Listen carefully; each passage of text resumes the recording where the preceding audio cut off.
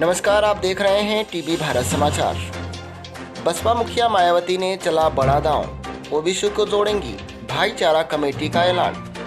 भाजपा और सपा के vote bank पर मायावती की नज़र, बनाई खास रणनीति। अगर सफल रहा प्लान तो कांग्रेस की भी बढ़ेंगी मुश्किलें। कभी उत्तर प्रदेश की सियासत की मजबूत धुरी रही बहुजन समाज पार्टी आज हाशिए की नोक पर है। यूपी की सत्ता से बसपा 13 साल से दूर है। सियासी आधार भी चुनाव दर चुनाव खिसकता जा रहा है। यही कारण है कि पूर्व मुख्यमंत्री बहुजन समाज पार्टी की मुखिया मायावती ने 2027 के विधानसभा चुनाव से पहले पार्टी की खोए जनाधार को फिर से हासिल करने के लिए हर मुमकिन प्रयास कर रही है। इसी क्रम में मायावती दलितों के साथ पिछड़ों को जोड़कर नए समीकरण तैयार करने में लगी है।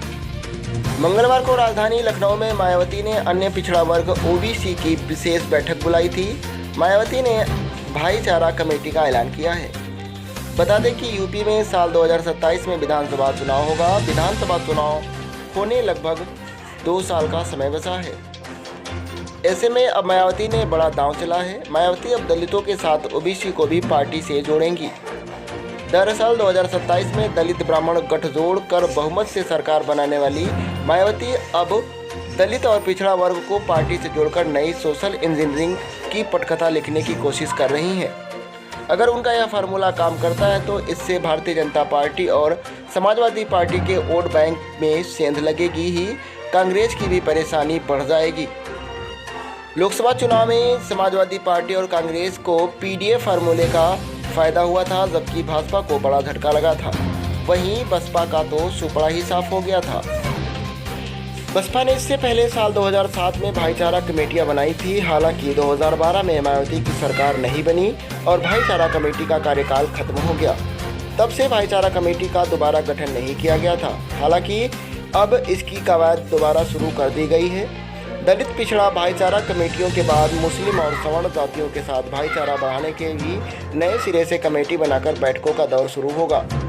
बसपा ने एक बार फिर दलित और अन्य पिछड़ा वर्ग ओबीसी को साथ लाने के लिए सूबे में भाईचारा कमेटियों का गठन किया है।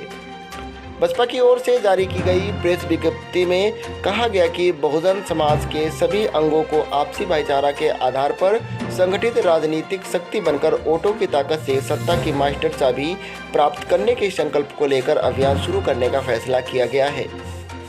इस अभियान के दौरान गांव-गांव में लोगों को, खासकर कांग्रेस, भाजपा एवं सपा जैसी पार्टियों के दलित एवं अन्य पिछड़े वर्ग विरोधी चेहरे को लेकर लोगों को जागरूक किया जाएगा।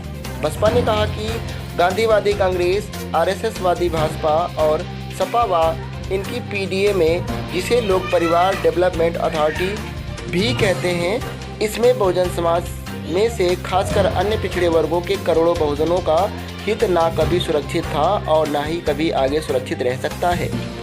मायावती के नेतृत्व में राजनीतिक सत्ता की मास्टर चाबी हासिल करना ही बहुजनों के सामने अपने अक्षय दिन लाने का एकमात्र बेहतर विकल्प है।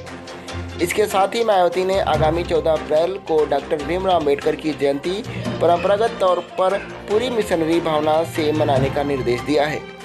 सियासी पंडितों का मानना है कि समाजवादी पार्टी और कांग्रेस पीडीए फार्मूले के सहारे ही 2027 की बैतरणी पार करना चाहती है, लेकिन अब मायावती दलित ओबीसी गठजोड़ की नई पटकथा तैयार कर रही हैं, जिसका सीधा असर भाजपा, सपा और कांग्रेस पर हो सकता है। हालांकि अभी 2027 के विधानसभा चुनाव में 2 साल का समय है, लेकिन यूपी पंचायत चुनाव में मायावती के इस दांव की अग्नि परीक्षा होगी।